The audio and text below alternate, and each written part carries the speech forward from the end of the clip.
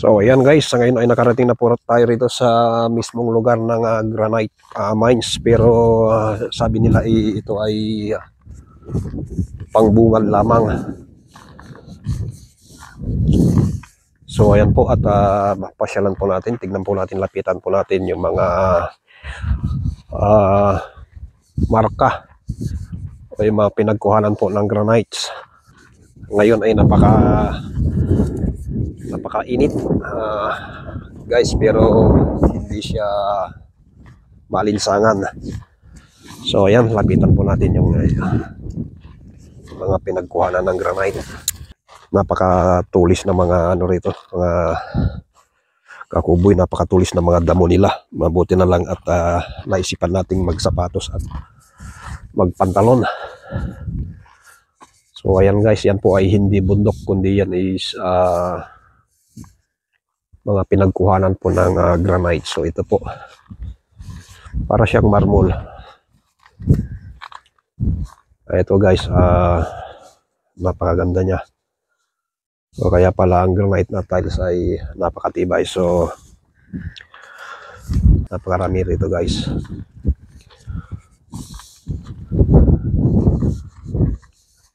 Ayan, napakarami nila na nakatibangwang lang dito sa ating dinaanan. At may makikita tayo rito mga lumang sasakyan na parang nasulog na at parang dito na lamang ibinasura.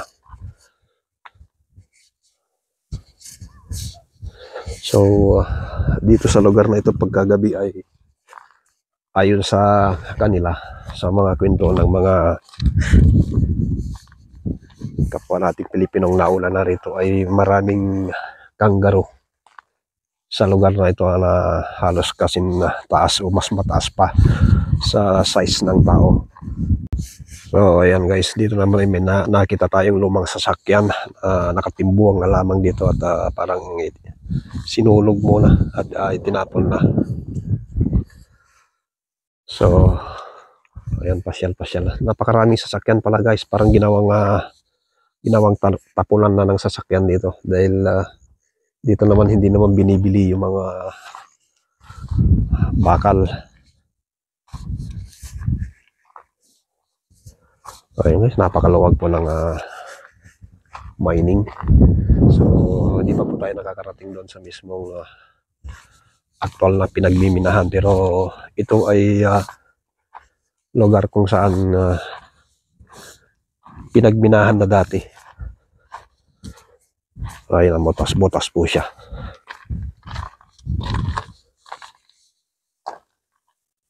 So tagusan ang butas guys.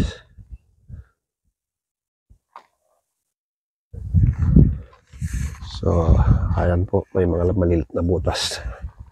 Yung iba maliliit lang ang butas, pero yung iba malalaki. So napansin natin ay may bakal dito na siyang pinangbutas yata.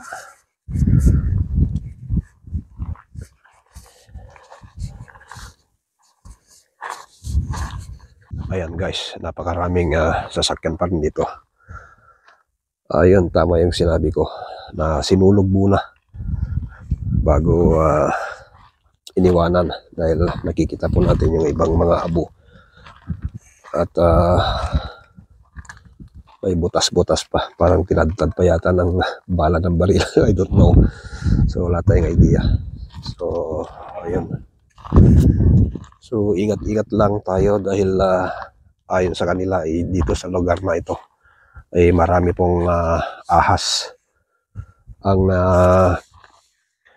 hirap nito guys, ang ahas sa lugar na ito ay kasing kulay ng lupa, kulay brown.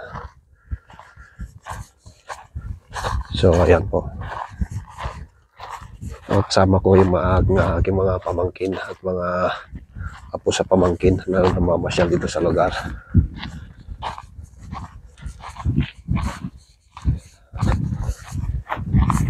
Say hi. Say hi to YouTube channel. Yeah.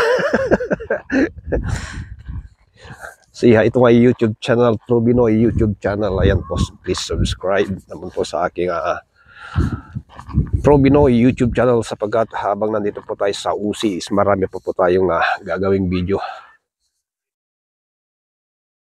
So ayan, napakaluwag po talaga ng lugar. So ayan mga kaprobiso, nakita po natin ang granite mines dito pa rin po sa Mount Isa. So maraming nagpupunta rito, mga iba't ibang turista rin galing sa iba't ibang lugar. Karamihan nagagaling din po sa ibang bansa, katulad po natin tayo bilang turista dito sa bansang ito is open tayong magpunta sa kanilang mga magagandang lugar, at yun ay kagalakan nila na puntahan mo yung mga lugar nila na magaganda para ma-explore sa buong mundo. At dito sa Australia, mga kaprobi, is open na open ka po pagka ikaw ay vlogger, basta magpapaalam ka lang kung mag-vlog ka sa kanilang mga pasilidad, dahil may mga masasamang loob din kasi na pumapasok dito sa bansang ito, at siyempre hindi na natin sakop yun. So tayo sumusunod lamang sa kanilang patakaran. So pinapangalagaan din kasi nila yung kanilang privacy. So ayan guys, sa mga kapwa ko vlogger na Pilipino na magpunta rito sa Australia ay maging aware lang din po kayo, at magpaalam sa bawat pag-vlog ninyo. Although pagka ganitong mga lugar na wala ka namang tatamaang tao, o wala kang mabibidyong tao, o wala kang mahagilap sa kanila, is open na open ka. So ayan guys, medyo nagkamali tayo ng sasakyan ginamit, pero okay lang po yan, dahil napakaganda naman po ng daan, kahit na rough road, o ang daan na ito guys is lupa lamang, pero matigas na lupa. So para ka din dumadaan sa espalto, at kaya naman ito ay hindi siya malikabok. Pag halimbawa may sinusundan kang sasakyan ay okay lang, dahil hindi ka kakain ng alikabok. So ayan guys, samahan pa rin ako mag-ikot-ikot, at mamaya ay pupunta pa tayo sa ibang lugar. Tristan, do you see the hole in this stone? The hole in this stone? Yeah. Do you know what is that? That is snake's hole. So be careful. So nagulat yung amo ko guys. Akala na that's a snake hole, so be careful. Right?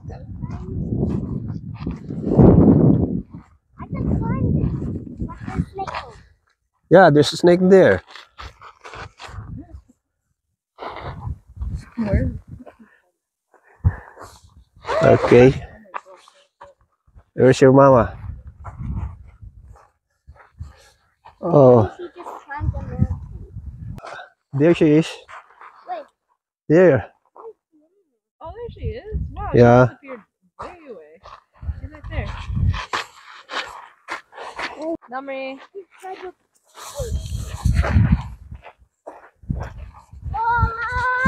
Come with us, Neil Murray. This is the quietest place ever. The quietest place ever. Whenever I yell, Yeah. Tahimik daw. Oo, tahimik ka talaga rito mga guys. At tanging makikita mo rito is mga yung mga pinagtipak-tipak na brown na bato. I don't know kung anong tawag yan. So yun. Napakaraming sasakyan talaga guys. Hindi mo mabibilang sa daliri mo yung sasakyan itinapon dito. So I don't know bakit ginawang tapunan ito ng mga lumang sasakyan. Pinagtataka ko pang isa rito ay nasa kabundukan ka na, malayo na sa kabayasnan, pero wala ka pa rin magkikitang basura.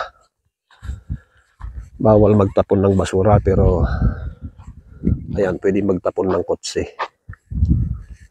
So, I don't know bakit ganon. So, ayan guys, maraming salamat at sa inyong panonood. Patuloy pa kayong magsubaybay sa aking YouTube channel sapagkat marami pa po tayong hindi napupuntahan dito sa Australia. Please subscribe to my channel, True Binoy. Okay.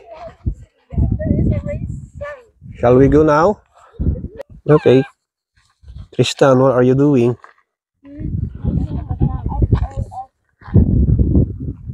Napagod na yung bata.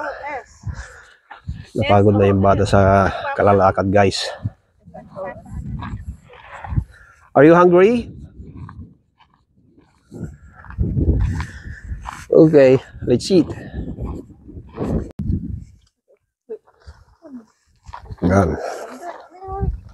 Merienda muna, mga kaprobi. So, inabutan na kami rito ng lunch.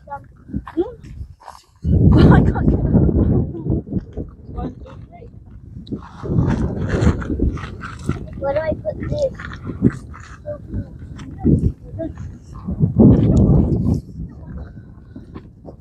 I didn't realize. Oh my god. Oh my gosh. We're in the car.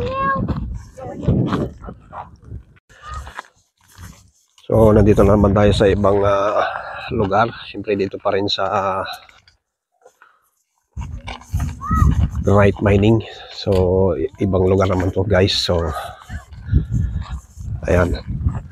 Ayon sa pamangkin ko ay may kangaroo daw dito dahil may nakita siyang dumi ng kangaroo na fresh pa. So, pero pagka ganitong tanghali ay mailap ang mga kangaroo. So, yun naman yung bundok kung saan tayo galing kanina guys. At so, ito, malalaking tipak ng granite. So, itong stone na ito. Ayan guys, yung ginagawang granite. So ito po, dito na po mismo lang gagaling.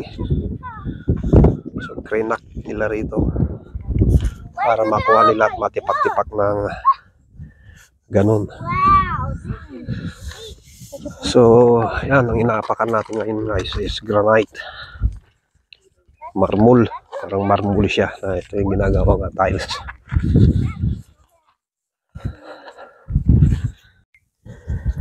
So, narating natin yung site kung saan kinukuha ang granite.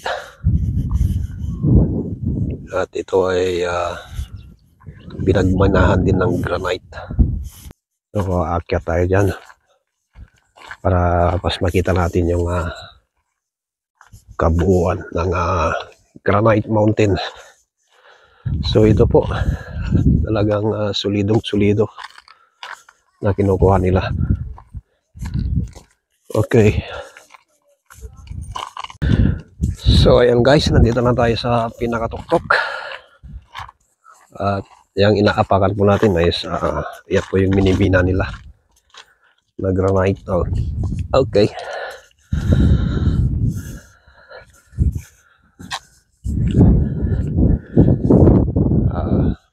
Dito ay kitang-kita ang view. Ang magagandang view po. So yan, tingnan natin ng pabilog.